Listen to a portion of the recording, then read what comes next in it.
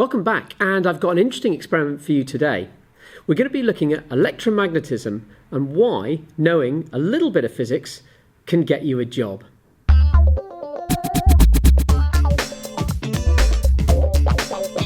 then all you do is just put your drink down on the bar and you leave it alone. I'm not sure you expected that to happen, and neither did I. So let's try and explain what's happening. Electric fields apply forces to charges. Why does putting two transparent things on top of each other do something so strange when you turn it through 90 degrees?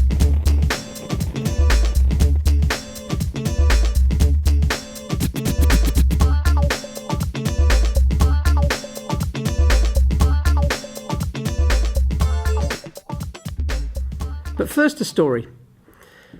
A friend of mine's a stockbroker in London, and he sells stocks and shares, a job that pays an awful lot of money. And he got a phone call from a young man, a student, saying, "Can I please come for some work experience?" So of course he said, "Yeah, do come in the next couple of days, that'll be absolutely fine."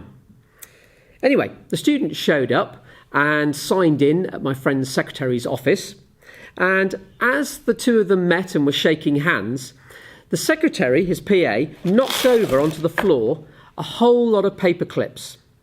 And it was what the student did next that managed to land him the job. So, we need to know a little bit about electromagnetism to explain what the young man did to get himself the job. You might remember from a video I did on Fleming's left-hand rule that if we have a conductor and we pass electricity through it, so we just get a wire, connect it to a power supply that's DC, and turn up the current, you'll notice the compass moves. A wire has a magnetic field around it if a current passes through it. So what we're going to look at today is how we can make that magnetic field much stronger. Now, one piece of wire, one conductor with electricity flowing through it isn't a very strong electromagnet. But if we have 2 bits of wire, 3 bits of wire, 4 bits of wire, in other words, we make a coil that's got the 3 turns on it, this coil will be a stronger electromagnet and will cause the compass to move with a greater force. But I'd like to make this electromagnet just a little bit stronger again. Now, I'm sure many of you know to make a really strong electromagnet, what you need is some wire. You coil it around a piece of soft iron a number of times. And what we've got here is lots of bits of wire, each that are magnetic. We've got a magnetic material that will also become magnetic. And all we need is some current. And this will make a reasonable electromagnet. It's actually not a very strong one, but it does pick up a few paper clips. And that's not really going to be enough to be strong enough to pick up a whole load of paper clips. So we need to take this just a little bit further. So we now know all the ingredients to make a really strong electromagnet. So we need lots of current, we need lots of turns of wire, and what I've got here is a coil of wire that goes round 400 times, so that's rather more than I could do.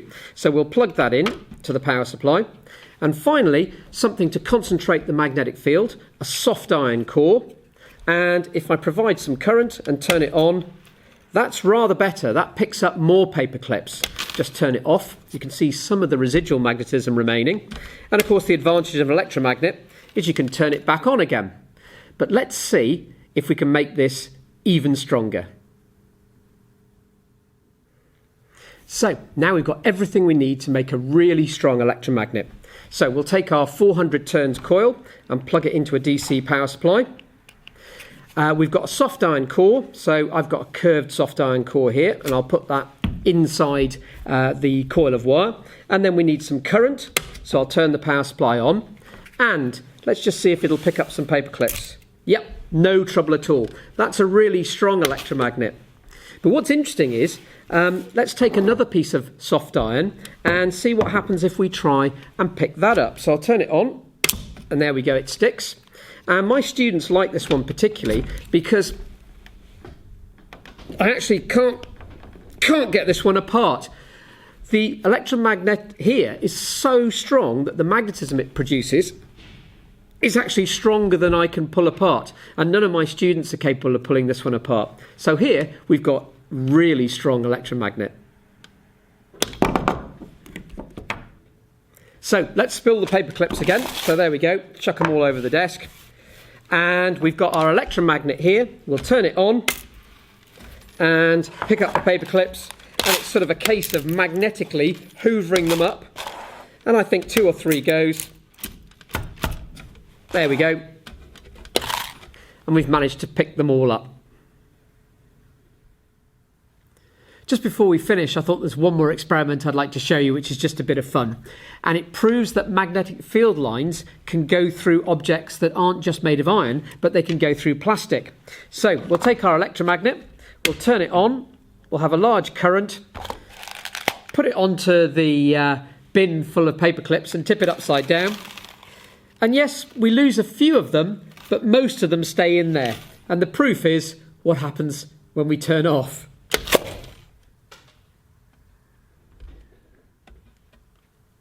So let's finish the story. If you remember, a friend of mine who was the stockbroker had a student visit him and ask if he could do some work experience. And as he entered the office for the interview, the secretary dropped all the paper clips on the floor. And what the guy did was really clever. He basically made an electromagnet.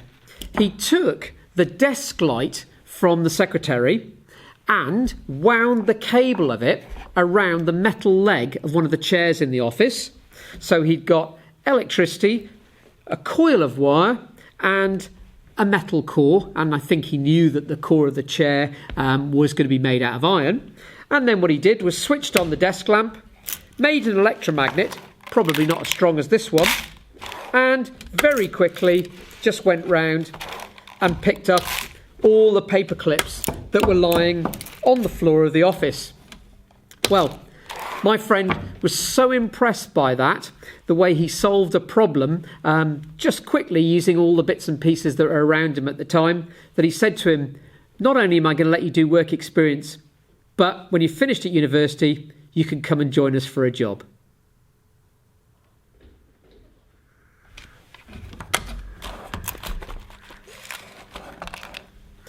So, I hope you've learned a little bit more about electromagnets today, but the real reason for making this video was to make the point that if you know a little bit of physics, even if you don't study it at university, you'll learn some problem-solving skills.